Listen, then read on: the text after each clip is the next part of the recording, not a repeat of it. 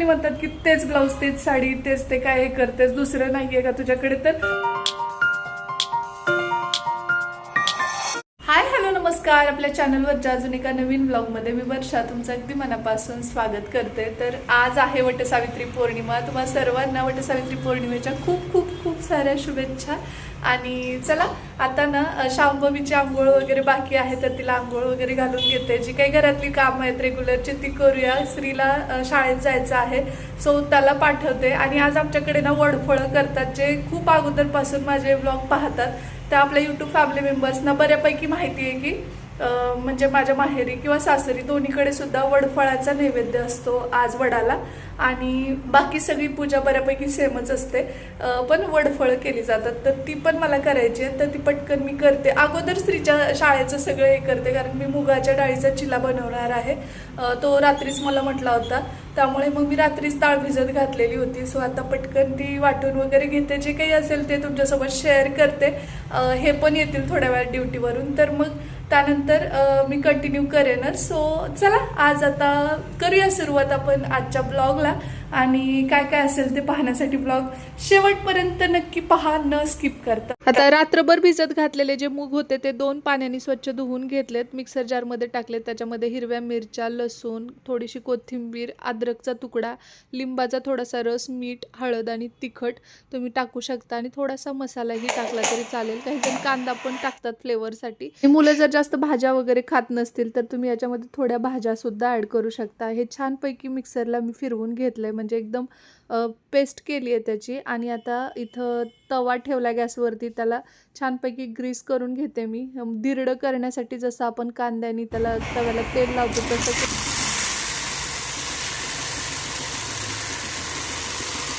त्यानंतर थोडंसं याच्यावरती तेल लावून घ्यायचं आणि झाकण ठेवलं होतं मी याच्यावर, पण ती क्लिप माझ्याकडनं म्हणजे शूटच झाली नाही घाई गडबडीमध्ये. म्हणजे सकाळी कसं असतं बघा, टिफिन बनवायचा, त्या राड्यामध्ये स्कूल बस येते की काय ही भीती असते, ते दडपण, त्यामुळे मग ते राहून गेलं. पण जर तुम्ही करत असाल तर तसं नक्की करू शकता. आलटून पालटून दोन्ही बाजूनी छानपैकी भाजून घेतलं मी ते. आणि आता इथे हे तयार झालेला आहे आपला मस्त असा चिला. आणि मूग डाळीचा असल्यामुळे तो अजूनच जास्त हेल्दी आहे, तेल पण जास्त लागत नाही. सो मुलांसाठी हा बेस्ट ऑप्शन आहे, थोडंसं काहीतरी वेगळं त्यांना देण्याकरिता.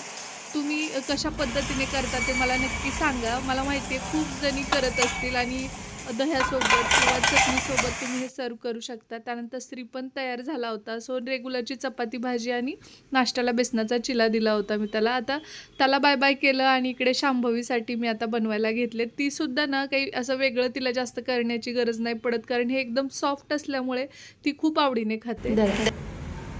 दरा दरा दूध प्या. दादाचे कलर्स का घेतलेस तू? रागवेलला दादा आता मला दे.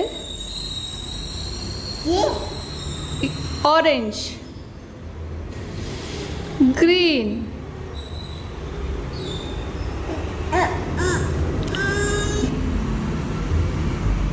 ग्रीन. कोणता कलर आहे हा? ग्रीन. हां द्या, ऑरेंज द्या. ऑरेंज,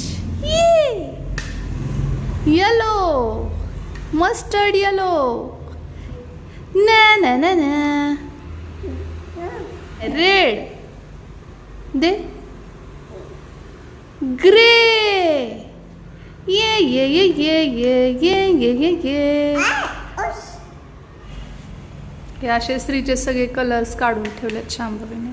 जुने तुम्ही जर माझे ब्लॉग पाहिले असतील तर त्याच्यामध्ये श्री शाळेत गेला की मी माझं यूट्यूबचं काम करू शकायचे, परंतु आत्ता खूप जास्त वेळेचं मॅनेजमेंट करावं लागतं, कारण हिलासुद्धा वेळ द्यायचा असतो. तिच्यासोबत बराच वेळ गप्पा माराव्या लागतात, खेळावं लागतं. छान असा पाऊस सुरू झाला आहे, मस्तपैकी. इकडे दिसत असेल तुम्हाला तर सगळीकडे पाणी वगैरे वाहतंय.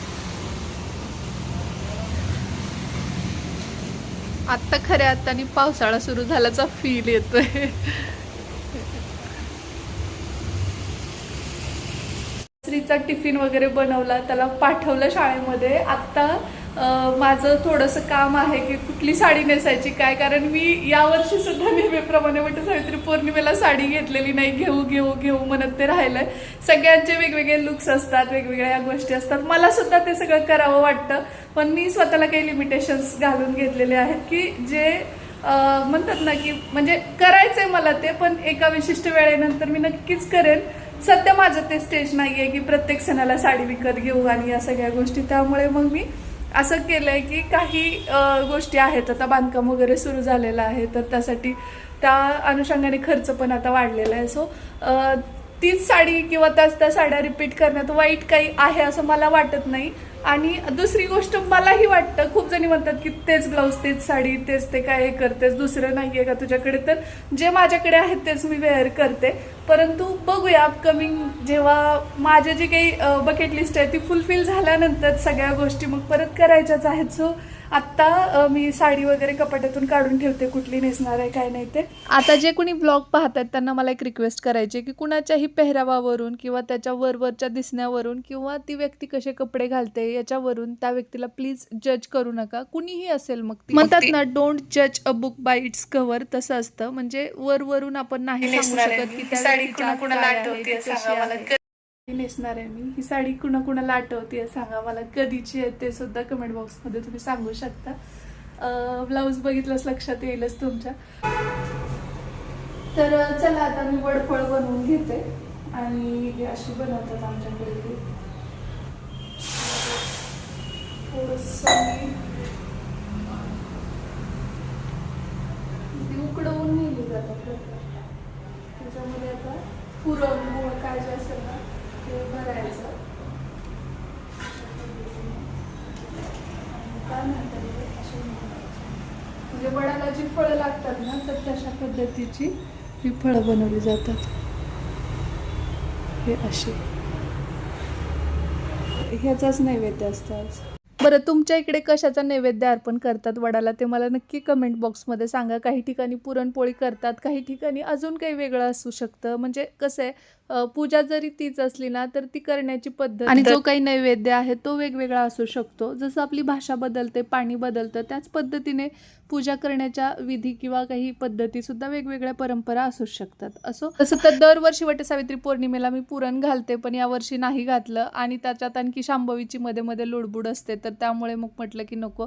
आता इथे वडफळं जी आहेत ती गुळाची केली. बाकीची वडफळं बनवून घेते. नैवेद्याचं झालं की मग राहिलेला स्वयंपाक जो आहे, तसं तर स्त्रीला टिफिन बनवताना मी काही चपात्या केलेल्या आहेत, गोड पोळ्या पण करायच्यात कारण स्वारीला गुळाची पोळी आवडते आणि आज वटसावित्री पौर्णिमा आहे तर मग त्यांच्या आवडीचं काही व्हायला पाहिजे. सो त्यासाठी हे करते मी. आणि अगोदर मी वडांचं जे काही आहे पूजा वगैरे, कारण पावसाचं वातावरण झालंय बाहेर आणि शांभवी सोबत आहे. गेल्या वर्षीच्या वटसावित्री पौर्णिमेला आई इथे होती, त्यामुळे शांभवीला आईजवळ ठेवून मी बिंदास जाऊ शकत होते. वडफळं वगैरे आईनेच केलेली होती, पण आता असं आहे की ह्या सगळ्या गोष्टी मलाच करायच्यात.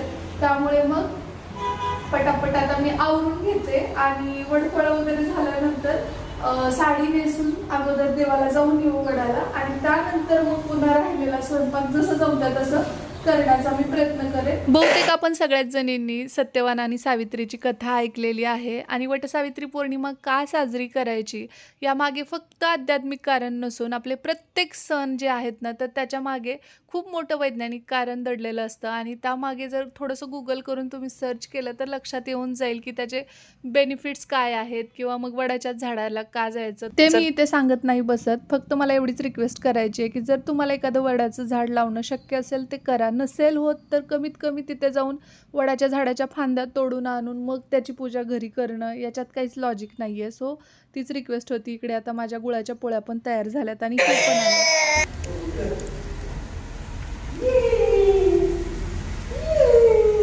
तर मी गुळाच्या पोळ्या केल्यात, अर्ध्या बाकी आहेत, तर त्या आल्यानंतर आता करते. अगोदर वडाला जाऊन यायचंय. चेंज करते मी, साडी नेसते पटकन आणि शांभवीला पण तयार करायचंय मला. हे आले तोपर्यंत आता पटकन मी पूजा करून येते, कारण काय होणार माहिती का, नंतर ना हे ड्युटीला जाणार तर मग परत वेळेचं नियोजन थोडंसं इकडे तिकडे होऊ शकतं. त्यामुळे पटापट अगोदर आवरून घेते आणि मग जरा वेळाने साडी नेसून भेटते तुम्हाला. चला आता पूजेचं ताट तयार करते मी. तर ते सगळं वेगळ्याच्यातच भरून ठेवलं म्हणजे बोललं तुम्ही पण आणलंय त्यांनी पण घेऊन आले ठेव घरी मी तर हे ठेवलं मी येताना घेऊन आलो मग हेच घेऊया हो आणि वेणी आणले कधी नव्हे ते गजरा नाही वेणी पहिल्यांदाचा हो आता हे कधी माळायचे बाबा वेळ करले थोडा आहे चला आता निघतो आम्ही पटकन मी माळते आणि नैवेद्य दाखवते तुम्हाला होय शांभवी भिजला तुम्ही पावसात अशू भिजला आम्ही दपून आला कडे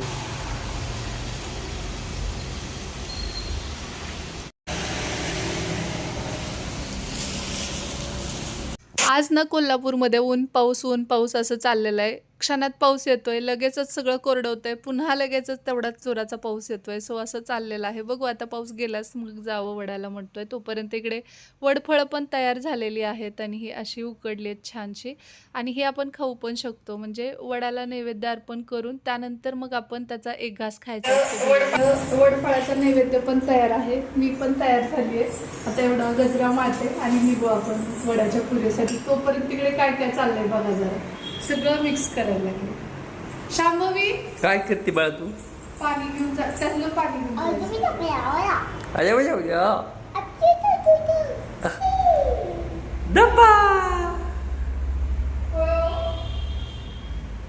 कुठं आहे जांभवी तयार झाली आहे मी आता वटसावित्री पौर्णिमेच्या पूजेसाठी वडाला जायला आणि इथे दिसत असेल तुम्हाला तर वडफळ पण तयार आहेत आणि इकडे बाकी सगळं पूजेचं ताटही तयार आहे मीही तयार आहे आणि शांभवी पण तयार आहे आज दिवसभराचा मुहूर्त आहे त्यामुळे मग श्री येईपर्यंत आम्ही वाट बघितली आता तो पण आलाय तर आता पटकन आम्ही पूजा करून येतो आणि त्यानंतर मग ह्यांना पण ड्युटीला जायचं तर बाकीच्या काय गोष्टी असतील त्या पुढे शेअर करते पाहत राहा हो आणि मी पण तयार झालो आमची जोडी कशी वाटते ना कमेंट करून नक्की त्या दोघांचा फोटो इकडे इथे या माझ्याजवळ आता काय करू तिला बघितलं का लगेच जायचं दादाकडे गेल्या वर्षी आई होती ना चला खरंच वेळ किती बदलत जाते ना म्हणजे गेल्या वर्षी शांभवी आईजवळ होती झोपलेली आणि आम्ही गेलेलो होतो वडाला आणि मग मध्येच कॉल आला होता आईचा की ती रडतीये घेऊन जा म्हणून आणि नंतर मग अर्ध्या पूजेमध्ये तिला घेऊन गेलो होतो त्या वर्षी ती स्वतःच्या पायाने चालत येते दादाला म्हणते ते हाताचं सोड एवढं तिचं असतं की माझं मलाच चालायचं आता या वर्षी तिचा एवढा दंगा चाललेला आहे पुढच्या वर्षी तर ती काय पूजा करू देते की नाही माहिती नाही मला की ती काय करणार आहे परंतु या वर्षी तर हे असं तिचं चाललेलं आहे हे नको मग मी बसले म्हणून आपण पण बसायला लागली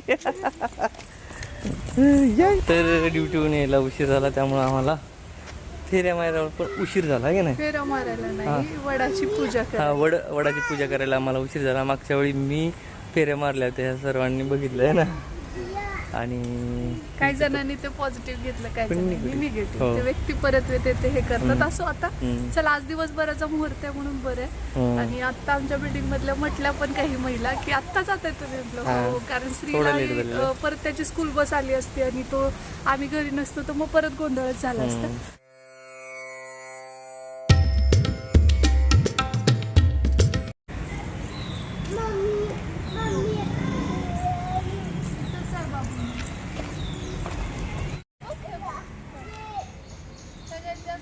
सगळ्यात जास्त खुश आमची शांभवी आहे श्रीदादा दोघं पण खुश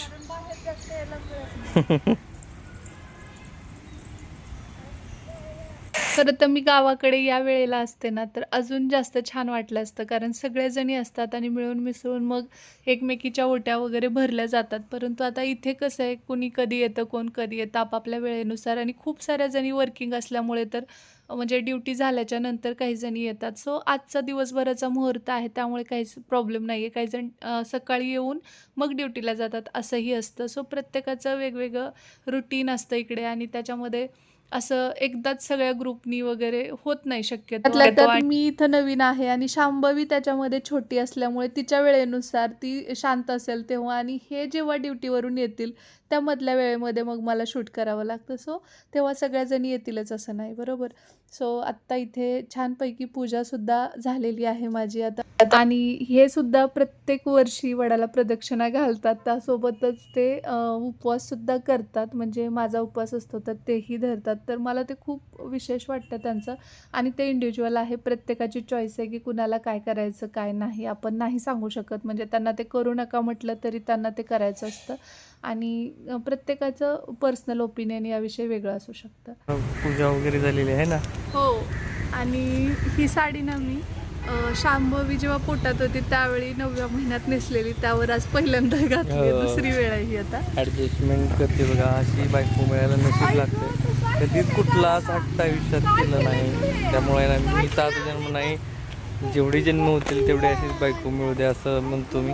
माझंही कर्तव्य आहे तिची काळजी घेणं. तिला कुठलीही ॲडजस्टमेंट करायची वेळ येऊ नये त्यासाठी मी आणखी अधिक प्रयत्न करेन.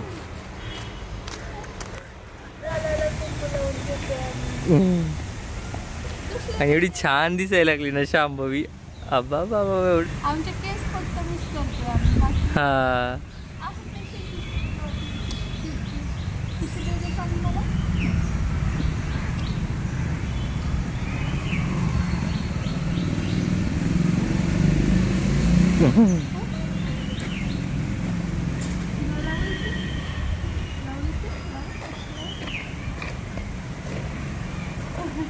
चला बा आपल्याला घेऊन.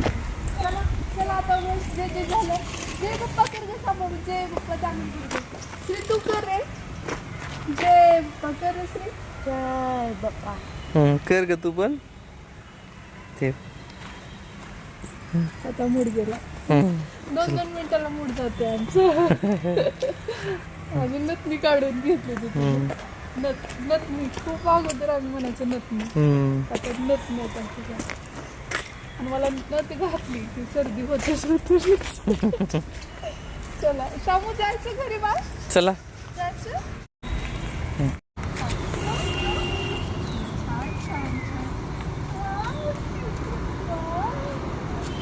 या पकला पकला मला पकला.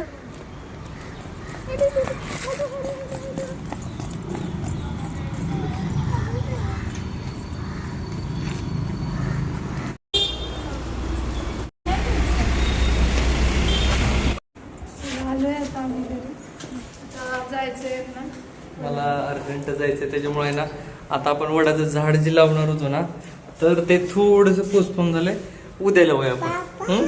चालेल. जेवण वगैरे करतोच आणि ह्यांना जायचं ड्युटीला. माझा प्लॅन यानंतरचा असा होता की आत्ता आपल्या इथं पण एक वडाचं झाड आहे. गेल्या वर्षी अॅनिव्हर्सरीला आम्ही लावलं होतं तिकडे एक वडाचं छान झाड. झालंय ते. आणि ते खूप उंच, माझ्यापेक्षा उंच, यांच्यापेक्षा पण उंच झालंय. आणि इथे जे आहे ना आता तर त्याला आम्ही वृक्षारोपण करणार होतो. तर ते आत्ता कसं होते काय माहित नाही. आज दिवसभरात झालं तर खूपच चांगली गोष्ट. नाहीतर नाही उद्या तर करणार. उद्या करू कारण ड्युटीमध्ये शक्य होईल नाही माहित नाही. वट पौर्णिमेनिमित्त एक चांगला संकल्प आम्ही केलेला आहे. संकल्प केलाय पण तो आज पूर्ण झालेला नाही. पण आम्ही नक्कीच अपकमिंग व्हिडिओमध्ये तुम्हाला ते दाखवू की आम्ही संकल्प पूर्ण केला की नाही. कट केलं तरी सुद्धा छान होतं. तर याची ऍक्च्युली जागा ज्या ठिकाणी आहे त्या ठिकाणी आपण याला शिफ्ट करणार होत आहे ना. काय केलंस तू? काय केलं तू? काय आगाऊपणा केलाय? काय केलं? खाली टाकले असं. आणि हे असं कुणी केलंय हे सगळं? कुणी पसरवलंय पावडर आणि ते चिकला कुणी लावलंय? ड्रेसला कुणी लावलंय? काही असा आगाऊपणा केलाय शांभवीनं. 2 मिनिटात. अरे रे रे रे रे हे शंभू हे काय नेमकं? होय जस्ट आताच हे गेले ड्युटीला. आता मी चेंज करते आणि मग जेवण वगैरे करून घेते. चला यानंतर चेंज करून जेवण झाल्यानंतर हा व्लॉग मी कंटिन्यू करते. सगळं हे खूप जड जड झालं आता.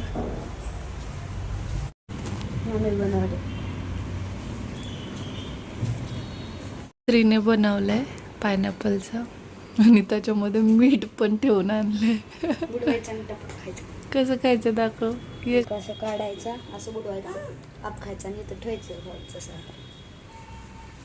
आणि हो, येत्या 15 जुलैला आपला यूट्यूब मास्टर क्लास सुरू होतोय. नवीन बॅचचे ॲडमिशन सुरू झालेले आहेत. स्क्रीनवर कॉन्टॅक्ट नंबर दिलाय. तुम्हाला ॲडमिशन घ्यायचं असेल तर नक्की घेऊ शकता.